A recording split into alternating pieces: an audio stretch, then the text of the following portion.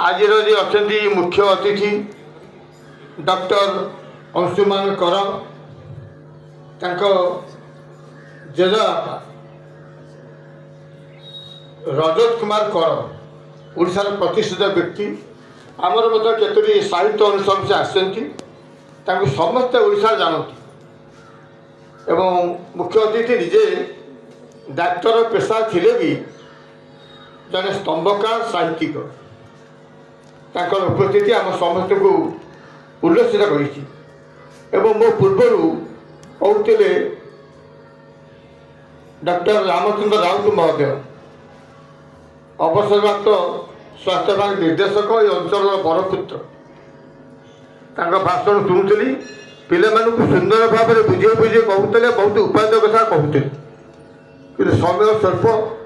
आउ इच्छा था बहुत कथा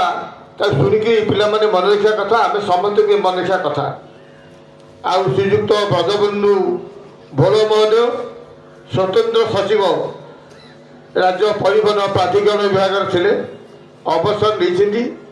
ये गाँ माटीर सन्तान ये गाँ को भल पाँच गछटे बड़ हेले से जिते उच्च हो गछ जिते ऊपर को बढ़ू किंतु भूई की छाड़ुची कि सेमती श्रीयुक्त ब्रजबंधु भल जिते बाहर को रहिले जिते जहाँ कले भी से गाँव डाकरा पाइले से निश्चय आसवे गाँ माटी की से भल पाती से गाँ माटी की भल पाते आमर धनेश्वर सामंतराय गाँ माटी को भल पाते किंतु से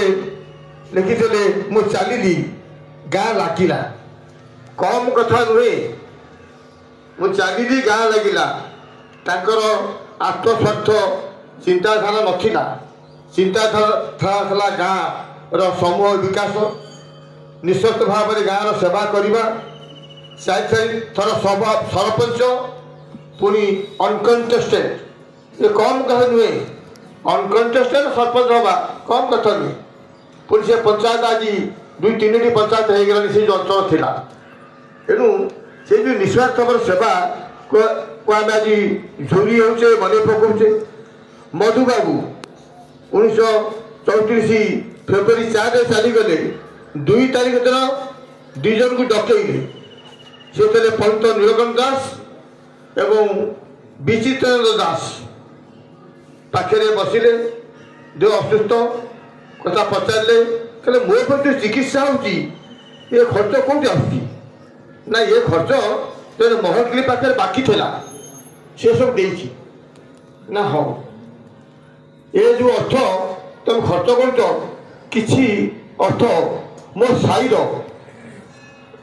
लोक मान कूह ना जल कष्ट भी गोटे कूटे करदेव से अर्थ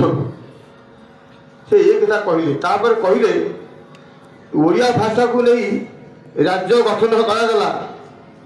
ओडिशा को किभली भाव में भाषा भितर राज्य को आम बजाय रखा ओडियार स्वाभिमान रखा ये सब तुमको लगिला पंडित नीलकंठ दास कहते तेणु से कथा एक कथा दीट जाक समाने तालमाल रोचे गाँ लगिला ग्रामवासी एकजुट आम समस्ते एकजुट हो गाँव एकता बजाय रखा तेरे आम बहु जगह सब कथा भूली जाऊे आउ गोटे से आइडिया धारणा देले धारणा कौन जे मु चली गाँ लगिला से गोटे आइडिया से आमर नेताजी कहते a person may die for an idea but his idea after his death incarnates into 1000 lifes हजार हजार लोग प्रभावित कर हजार हजार नुहे केते हजार लोग प्रभावित कर धारणा गाँ माटी माँ माटी भाषा आपको आम बजाय रखापी आम स्वतंत्र चिंताधारा रहा दरकार ए गाँ धनसर कि धनसर आमर आगे बसती कवि पवनी जेना सी जानी इलेक्ट्रिसिटी धनसर से इतिहास देखा जाऊ गाँव गाँ कथा को आम चिंता करवा गाँव जो एकता ତାକୁ ବଜାୟ ରଖିବା ଏ ଚିନ୍ତାଧାରା ସଦାବେଳେ ଆମେ ରହିବ। ଗାଁରେ ଅନେକ ବି ବଡ଼ ପୁତ୍ର ଅଛନ୍ତି, କିଏ ଗାଁକୁ ଛାଡ଼ି ଯାଇଛନ୍ତି, କିଏ ଗାଁକୁ ମନେ ପକାଉଛନ୍ତି, ଆମେ ସେ କଥା କହିବାନି। ତେବେ ଏ ଗାଁ ବହୁ ବଡ଼ ପୁତ୍ରମାନଙ୍କର ଗାଁ। ପ୍ରଫୁଲ୍ଲ ପ୍ରଧାନ ଏ ଗାଁ ଜଣେ ବ୍ୟକ୍ତି ଥିଲେ। ସେ ଇଷ୍ଟର୍ଣ୍ଣ ଇଣ୍ଡିଆର ମାଇନିଂ କର୍ପୋରେସନର ମାଇନିଂ ଆଣ୍ଡ ଜିଓଲୋଜି ଡିପାର୍ଟମେଣ୍ଟର ସେ ଡାଇରେକ୍ଟର ଥିଲେ। ପାଟନାରେ ବିହାର, ଓଡ଼ିଶା, ୱେଷ୍ଟ ବେଙ୍ଗାଲ, ଆସାମ ମିଶିକି ଯେଉଁ 6-7ଟା ରାଜ୍ୟ ରହିଛି, ପୂର୍ବାଞ୍ଚଳ ରାଜ୍ୟ, ତାର ସେ ଜିଓଲୋଜି ଡିପାର୍ଟମେଣ୍ଟର ଡାଇରେକ୍ଟର ଥିଲେ ଡକ୍ଟର ଗୋବିନ୍ଦ ପ୍ରଧାନ। ଆଉ ବହୁତ ଅଛନ୍ତି ଶ୍ରୀଯୁକ୍ତ ବ୍ରଜବନ୍ଧୁ ଭଲ ମହୋଦୟ। ସେ ଆମ ପାଇଁ ଗୌରବ, ଏ ଗାଁ ପାଇଁ ଗୌରବ। ପ୍ରତ୍ୟେକ ବର୍ଷ ଏ ଉତ୍ସବକୁ ଆସୁଛନ୍ତି। ଗତ ବର୍ଷ ଆସିଥିଲେ,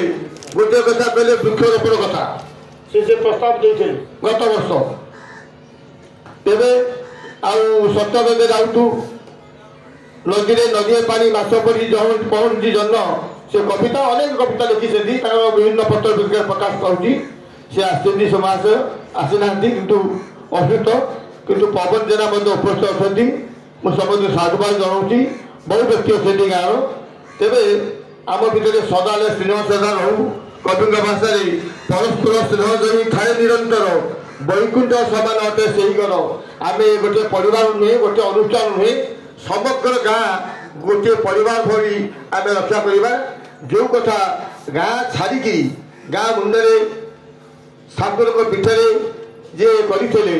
ସେ ହେଉଛନ୍ତି ହରେଶ୍ୱର ସାମନ୍ତରାୟ। ତାଙ୍କ ଲକ୍ଷ୍ୟ ସମୂହ ସ୍ୱାର୍ଥ, ଗାଁର ସ୍ୱାର୍ଥ, ସେହିଭଳି ସ୍ୱାର୍ଥ ନେଇକରି ଆଜି